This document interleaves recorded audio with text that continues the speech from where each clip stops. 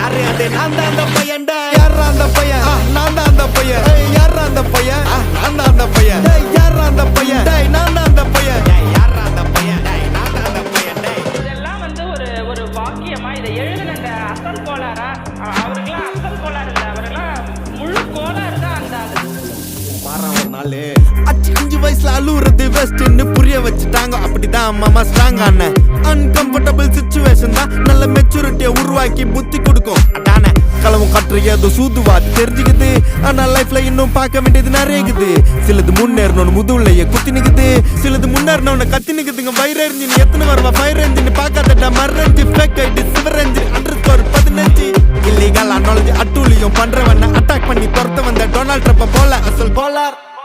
Chicco எல்ற test நான் போடுற சாங்க அப்பா போட்ல ரவுண்ட் அடிப்பேன் கோஸ்ட்